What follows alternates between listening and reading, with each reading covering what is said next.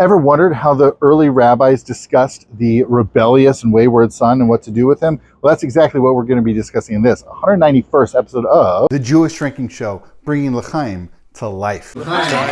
Welcome to the next episode of The Jewish Drinking Show. I'm your host, Rabbi Drew Kaplan, and I am excited to welcome first-time guest of the show, Rabbi Shmuel Hain. Rabbi Hain, welcome. Thank you. Great to be here.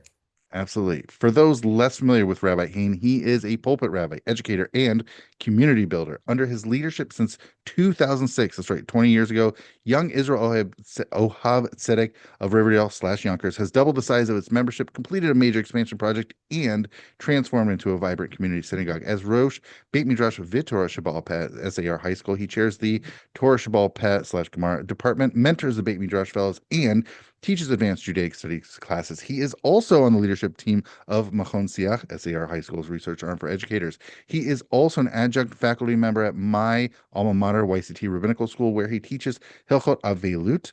During the summer, he serves, which is right now, he serves as Rav Machne/camp rabbi of Camp Mosheva Indian Orchard. He is also the recipient of a LEAP Fellowship for the 2024-2025 academic year at the Herbert D. Katz Center for Advanced Judaic Studies at the University of Pennsylvania. Go Quakers. He has co-authored and edited several volumes of Torah and academic scholarship, including a volume in the Orthodox Forum series entitled The Next Generation of Modern Orthodoxy from 14 years ago. So he caught my eye on this topic because he also, a couple years back, authored a piece for the Machon Siach on Ben UMoreh, which brings us to our topic today. On this show, previously discussed the rebellious and wayward son as described in Deuteronomy 21, verses 18 through 21, and episode 149 with Rebecca Welton, which, if you have not checked out, you can ask Rabbi Hain here. It's a good episode. It's a good Definitely background. worthwhile. There we go. It's good background for our discussion, so people can go check that out for the biblical content. We're now discussing how the early rabbis discussed this matter, this topic. And the reason that we're even talking about this, because drinking is seemingly a component of this rebellious and wayward son. I want to just interject one point on the biblical verses themselves. Yes. It is noteworthy that in the spare verses that describe the wayward and rebellious son, it initially just describes him as not listening to his parents. It's only later in the restatement that the parents make when they bring him to the elders of the city for his punishment, that the Torah inserts that the verses have the descriptors of Zolel v'Soveh, of gluttonous consumption, etc.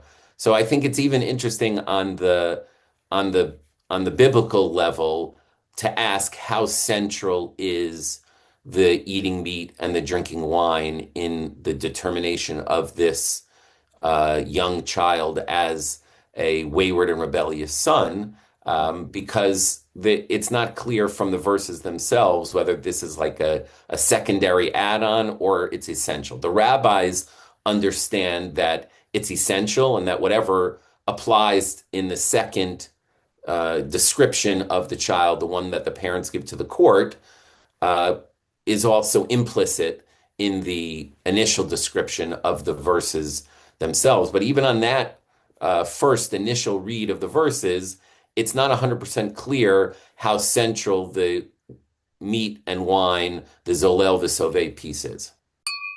I think it's also helpful for us. I mean, I know with Rebecca Welton, we discussed there's another related, even though we're talking about the Deuteronomy verses, there's a related Proverbs piece to this as well.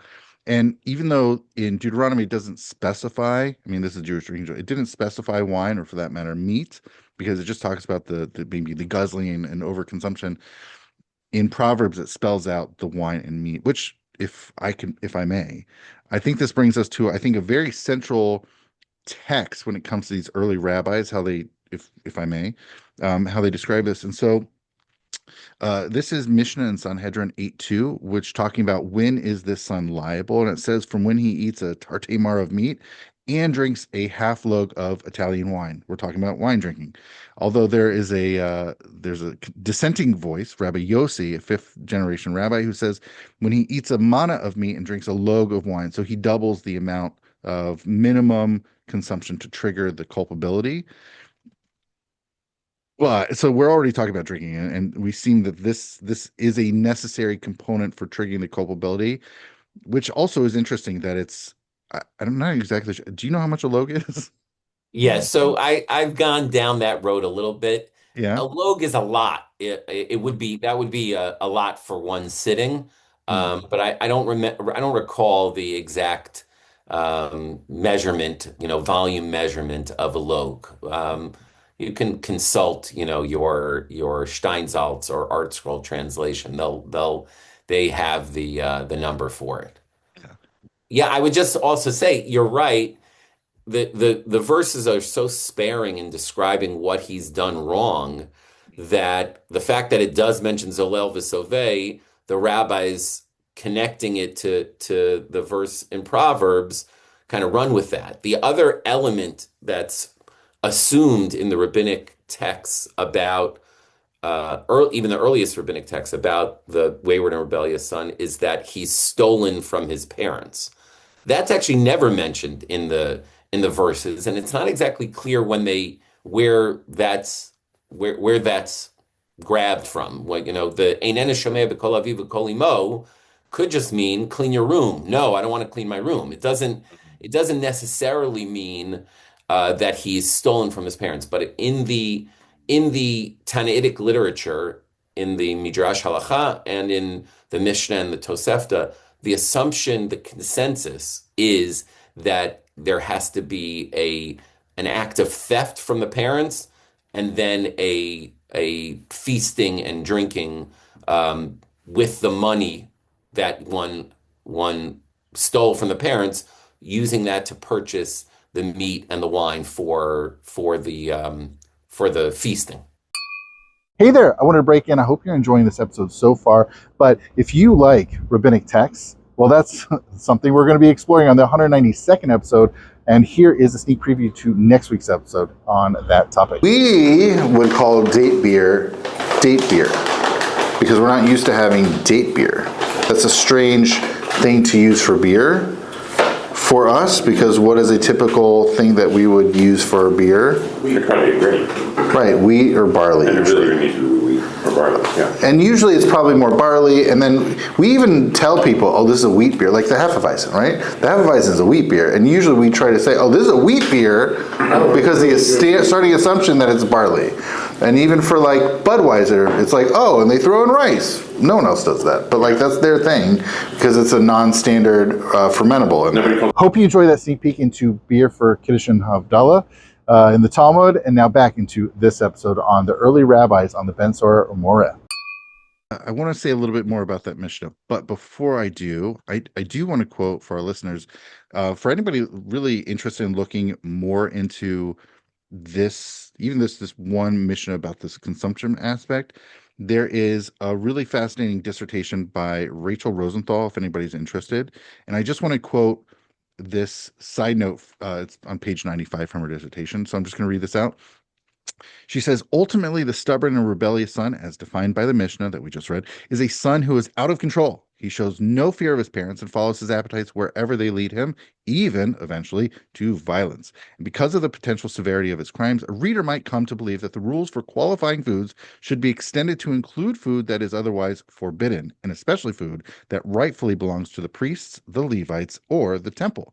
The Mishnah comes to tell us that this is not the case. The requirement of meat and wine is absolute, and the meat and wine themselves have to be otherwise permissible in order for the son to be eligible for conviction as stubborn and rebellious.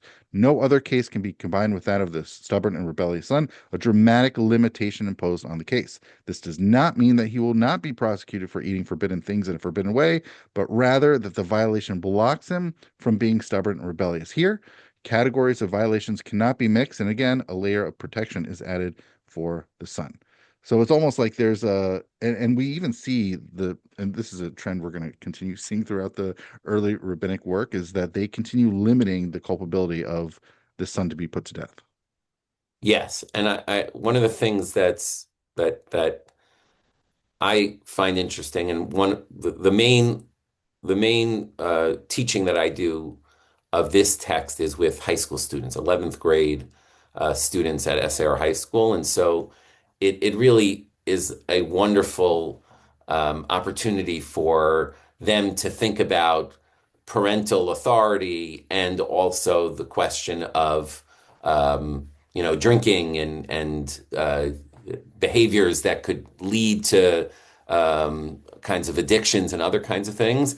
But one of the things that I always ask my students is, working off of that mission, is why wouldn't you include forbidden food?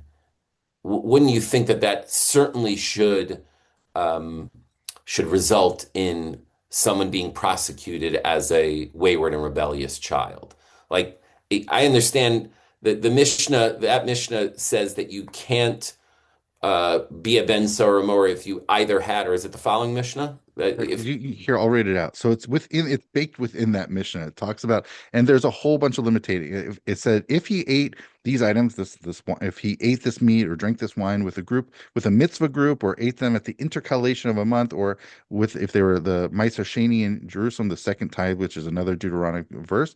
If he ate animal carcasses or animals that had wounds that would have caused these trefo that would have caused them to die within 12 months, or repugnant creatures or creeping animals, these are all problematic. Or he ate untithed produce, or first tithe from which its truma was not separated, or second tithe outside of Jerusalem, or consecrated the food that was not redeemed. So all these otherwise problematic consumptive aspects are now somehow removing him from the culpable category. And it continues. If he ate an item that is a mitzvah item, or an item that is somehow related to a transgression, or he ate whatever types of food but didn't have meat, or he drank, and this is a drinking thing, he could have drank in anything, but if he avoided wine, he does not become a stubborn and rebellious son unless he eats meat and drinks wine, as it is stated, and they quote the Deuteronomy verse. And they say, and this is the end of the Mishnah, although there's no proof to the matter, there's an allusion to the matter, and it quotes the Proverbs. So the Proverbs piece further limits that it necessitates meat and wine together, and if you have the absence of either, not culpable. Yeah, so one of the things that I think is fascinating about this particular Mishnah and this topic as a whole is many have taken this entire section and made it into this issue of the rabbis are deliberately trying to limit its possible application. That's a very kind of trendy academic and even in certain religious circles way of reading these verses and understanding the Mishnah. I actually don't think that that's the aim of that particular Mishnah, or the primary aim of that particular Mishnah, just to kind of figure out ways to minimize the way for this to happen. And part of that is because there's already such a built-in limitation in that the parents have to be the one to bring the child to the court to carry out this harsh punishment. What I think this Mishnah is really focusing on, and the Mishnayot more generally, is a different kind of question. The Mishnah's focus is this idea of nidon al shem sofo, that we anticipate where this is going to go. We see the wayward and rebellious son as a threat, because this behavior is going to spiral further out of control, and that person is then going to, like Dr. Rosenthal says, commit acts of violence. And I also think that person is going to then be a threat to influence others. And I think that might be part of the reason why all those requirements of the Mishnah are put together. If you're someone who's eating forbidden foods, or it seems as if the Mishnah is almost less worried about your potential to negatively harm those around you. It's like a Goldilocks situation. If you're participating in some kind of mitzvah activity, well, then we think there's some redeeming quality, and you may not go down this path. And if you're someone who's already participating in violations and consuming things in ways and manners that you should not, that's in a certain sense less of a threat, because you won't have the influence on your peers in the same kind of way. So the Mishnah seems to be, and again, there's the Amoraic literature takes this up more explicitly. The Mishnah, by saying it has to specifically be kind of a neutral setting, a social setting where it's not a mitzvah gathering, but it's also not participating in forbidden eating. I think speaks to this idea of will this person continue down this path, and will they negatively influence others and bring them into their kind of behavior? That's always been kind of the reading that I have of that particular Mishnah, based on a number of factors that I don't think it's just about we want to limit the possible cases. I think that might be a consequence of the Mishnah, but I don't think that's the aim of the Mishnah itself. Yeah, I was curious, like, why do these on opposite ends, these mitzvah Right. gatherings or totally sinful things or transgressive aspects, why are they somehow removed from the category of culpability? Yeah, so I think it's a maybe better question than the answer I gave, but you have some other Yeah, examples yeah. of of this, like you have with unintentional killing, Rotzeach b'shgaga. You it also has to be a scenario where you weren't participating in some kind of mitzvah activity. If you were chopping wood for your sukkah or something like that, then and the axe handle breaks and you unintentionally kill someone, you wouldn't be liable to go to a city of refuge. So you have some parallels to this, but nothing that's quite this. It has to be like straight down the middle. The other reason why I think that is there are later sources which talk about like if he consumes the meat raw or he drinks the wine without any dilution, then he also doesn't become a Ben Sorrer. And the question then becomes like, I don't understand if he's engaging in such, bizarre, disgusting behavior, wouldn't you think that that is more of a problem? And I think again, it cuts to this question of influence. Which, by the way, that the Tannaim don't mention those aspects, also Correct. I think says something. Yeah. I do want to pull out a text that refers to something that you shared, Rabbi Hain. There is a brisa. Anybody keeping score at home? This is Sanhedrin 72a. Really phenomenal, fascinating brisa that has Rabbi Yossi the Galilean. He says, okay, so I'm just going to read this.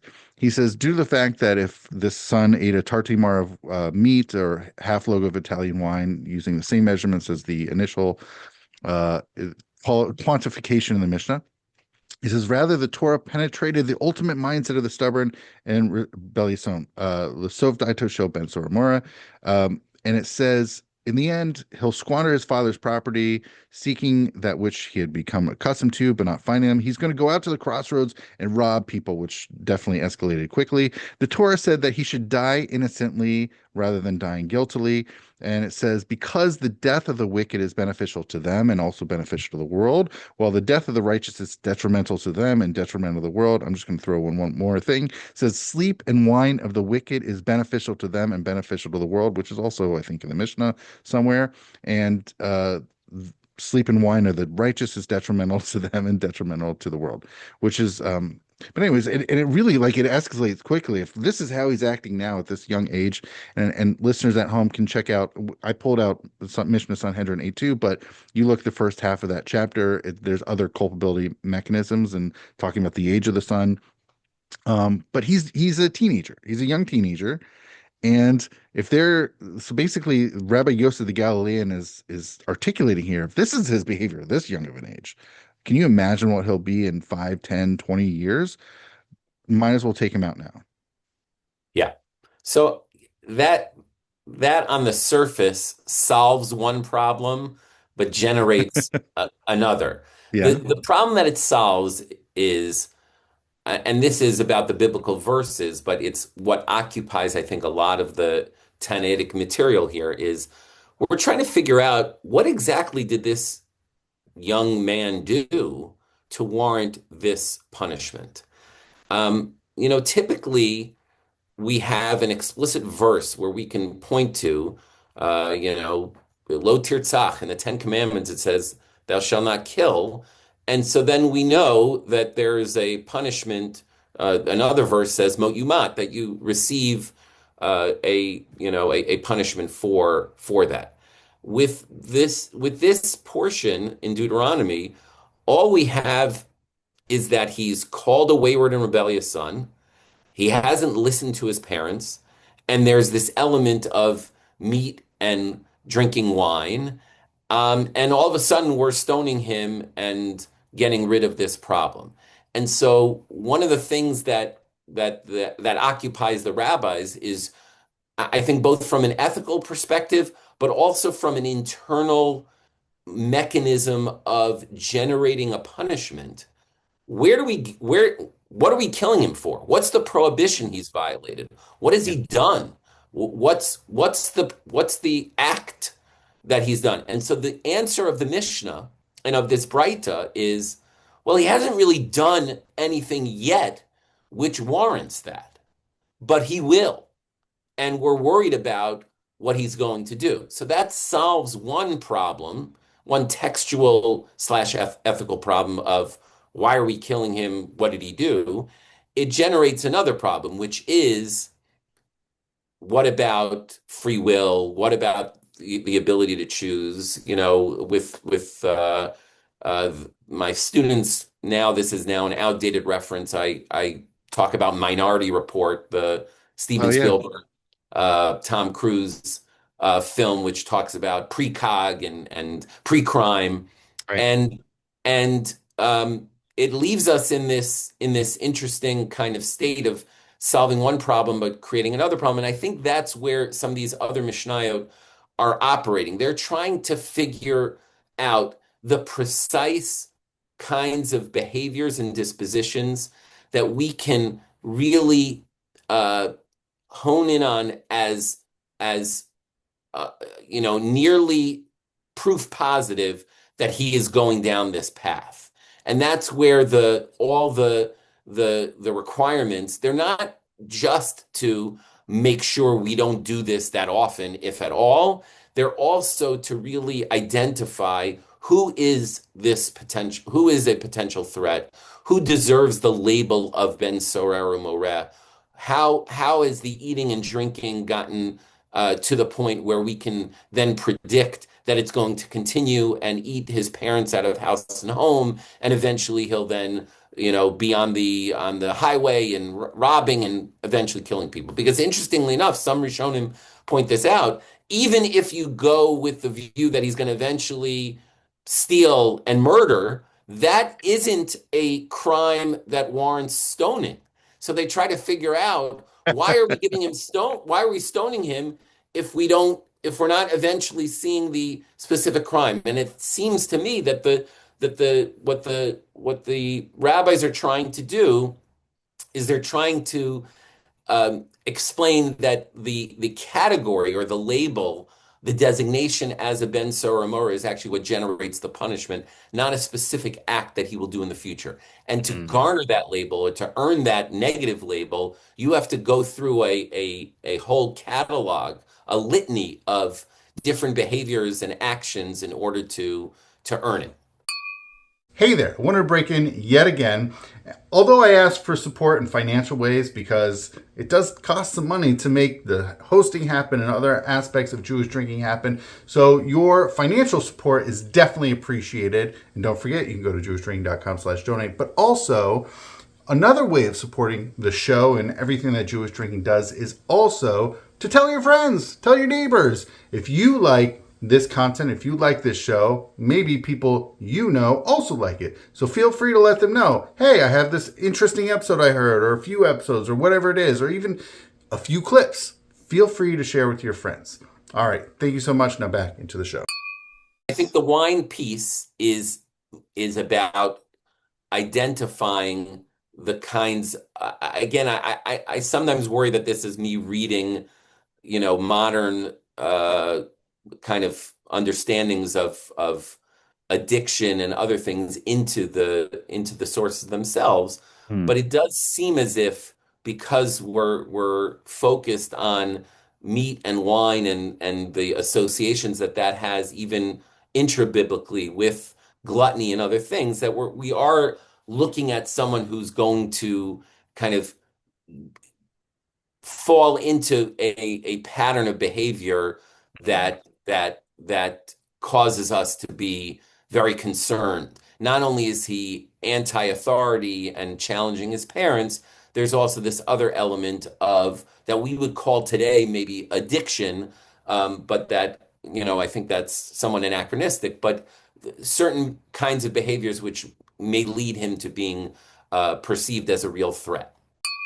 There is another interesting text that's found in the Tosefta, specifically Sanhedrin 11:2, that there is Rabbi Shimon ben Elazar says, by right it should have been the daughter and not the son, as like the Ben Sorrer UMoreh. He advocates like this is an interesting gender aspect. We've been talking about boy, boy, boy, boy, boy, son this whole time, and he says, I don't know why it should have been a boy. Like maybe we should be more concerned about daughters here, which is interesting about teenage daughters being wayward and rebellious and over or I don't want to say over consuming, but massively consuming, which is an interesting gender aspect. And then subsequently in the text, it said, and this is a limiting. Even Ben Sorrer, this wayward and rebellious son, was served a feast on his table like King Solomon in his time. He does not become a Ben Sorrer, wayward and rebellious son, until he has the required quantity in his mouth or until he eats in a company of his peers, which is interesting. It says he could have been eating all these things, but again, it comes back down to, do you have the meat? Do you have the wine? Without these are necessary components of the consumptive culpability. Yeah.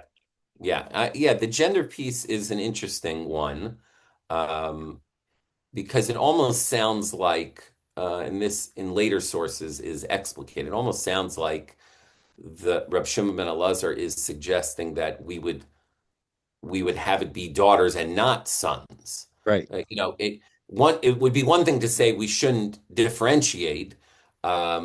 He seems to be saying we should be worried more about girls Right. than boys. Again, I don't know this for sure. This is speculation.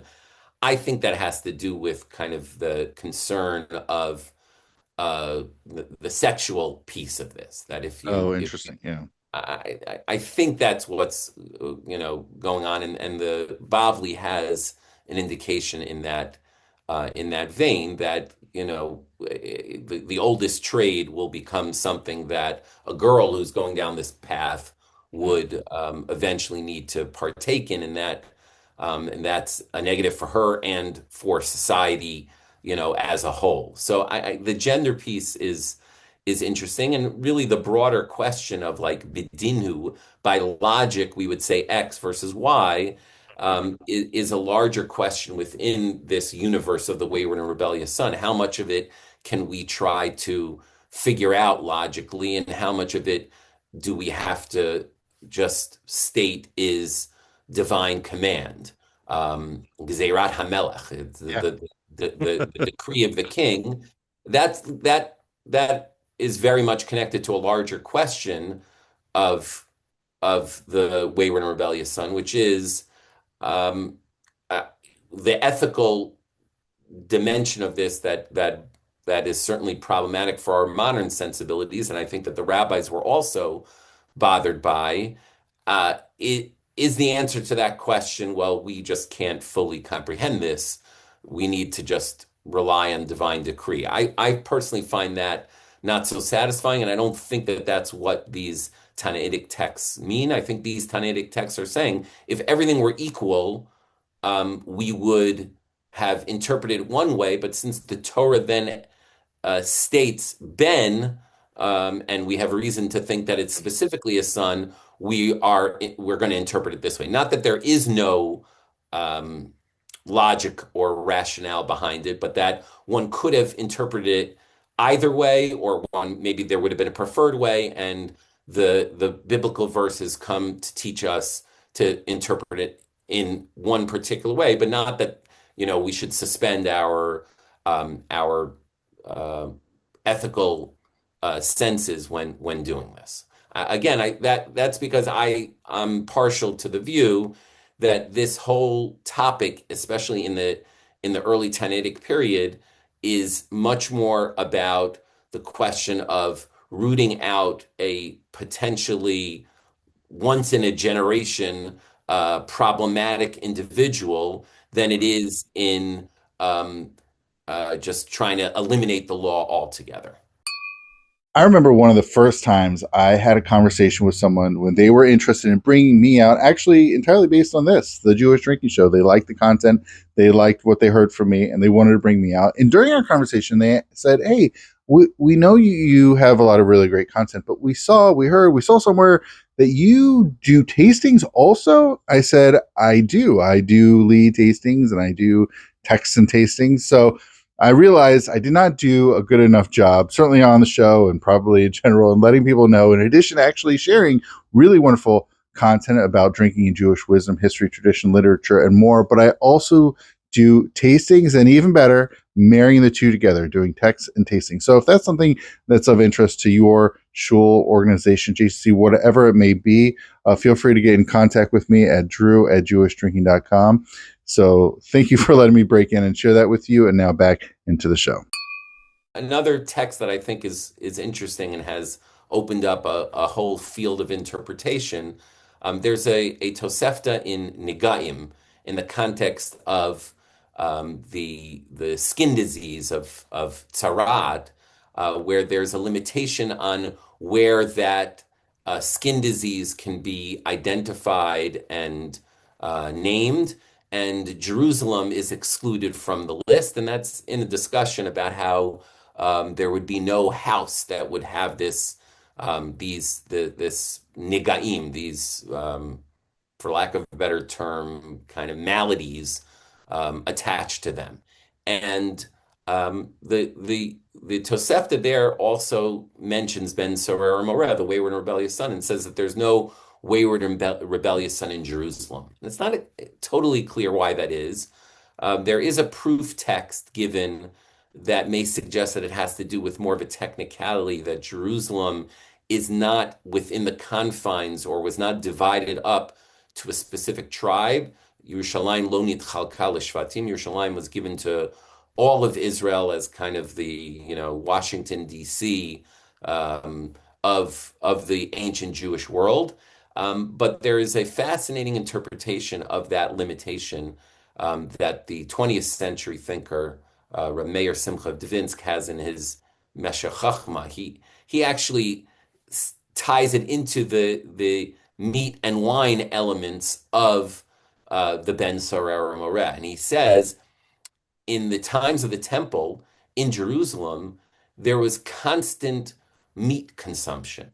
There was always a sensitivity not to allow meat to remain after a day or two, because then one would have, it would be forbidden. One would have to burn it. It's the prohibition of notar, of leftover meat.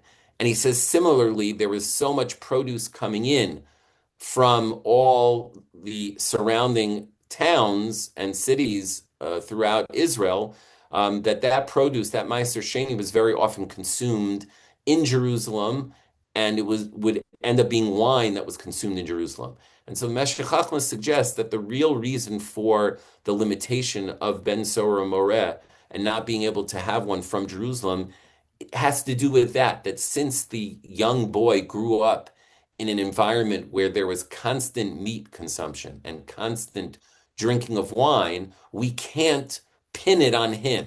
He's no longer perceived as, a problematic, wayward, and rebellious child. He's someone who's been influenced by the environment that he's in. So even if he fulfills all the other requirements, which we said there are numerous ones, and has eaten the correct amount of meat and consumed and the proper measurement of wine, the Meshech Chochmah's interpretation is we can't pin it on him.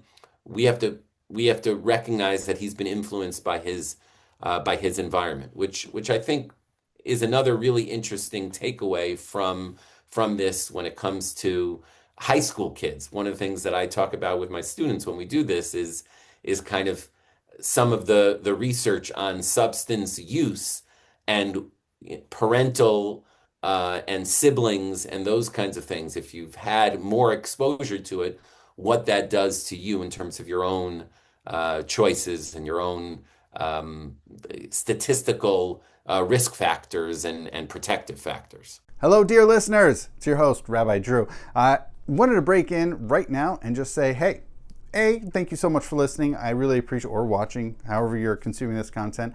And I'm always open for new ideas, both for specifically the Jewish Drinking Show, whether it's topics, whether it's guests. I'm also looking for other resources that I can provide you with in the Jewish Drinking Project more broadly. Also, I'd really like to offer you the opportunity to sponsor this work. Whether if you want to go to patreon.com/Jewish Drinking, I would greatly appreciate it. And if you have ideas for swag, also, please feel free to send them to me at drew@jewishdrinking.com. All right, thank you so much, L'chaim, and now back into the episode. So now we're going to get to really one of the most fascinating texts of all of this, which is there's an anonymous version of this in the Tosefta, but there's also a Baraita on Sanhedrin 71a in Rabbi Shimon's name. And he says, okay, so is it just simply due to this boy eating this tartamar of meat and drinking this half log of Italian wine that his father and his mother shall take him out to stone him? He says, no, there's actually never been such a stubborn and rebellious son, and there will never be one, which is already a bold claim. So then he says, why was this written? Why do we have this Deuteronomic passages? He says, in order to expound and receive reward. In order to podcast about them, I think that's what that means. It's for content. Yes. So this is the kind of the most significant text. Not necessarily when it comes to the meat and the wine, but in terms of the broader question of this biblical portion and the rabbinic interpretation of it. I want to just fine-tune some subtle distinctions that appear in the Tannaitic literature on this. In the Tosefta, the language is, if he's eaten this amount of meat and drank this amount of wine, how can the Torah require that he be taken out and killed? That would seem to mean one of two things. Rather, lo haya v'lo atid liot, it never was and never will be. That would seem to be one of two things. Either this whole portion is somewhat metaphorical and it was never intended to be implemented even by the biblical text itself. That's one kind of radical interpretation. The other radical interpretation, which is the more common one, is that the rabbis, being uncomfortable with this harsh, seemingly, unethical or ethically challenged punishment for this small child, they actively legislated it out through hermeneutics and rabbinic interpretation. Those are kind of the two ways of reading that text in the Tosefta, because the focus is on how could the Torah do this. The subtle shift in the Bavli, in the Braita that's quoted in the Bavli and named as Rabbi Shimon, is it's not about what the Torah intended or what the rabbis tried to do. It's actually a much more of a statement about the psychological profile of parents. No parent would do this. That's Reb Shimon's point is, even if we could conceive of the Torah seeing this as a responsible or proper way to deal with a potential problem, what parent would actually go ahead and do this? And that gives us another way of discussing this famous notion of it never was and never will be, because it's not saying that the Torah never intended it. It's not saying that the rabbis actively look to legislate it out. It's the rabbis are saying,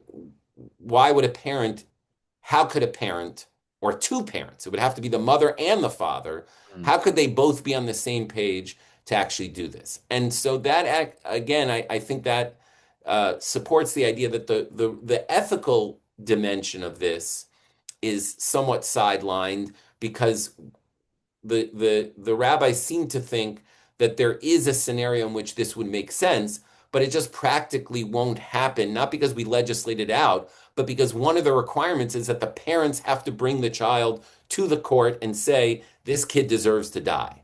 And so that, I think, is kind of an interesting piece just to add in terms Yeah. of how the rabbis read this portion, and the ethical considerations, and it makes sense because that's on the Mishnah, a later Mishnah, which talks about how if the one parent wanted to bring the child and the other parent did not, no ben Sorrer mored. It has to be that both of them are in agreement to bring the child, and that's where this conversation comes up. Rabbi Hain, thank you so much. This is really fantastic, insightful. I really loved your, especially with the relationship between parents and children. Absolutely fantastic. Before we go, is there anything you would like to promote? I'd love for people to take a look at that essay. If you can include that in the notes, that would be It will great. be.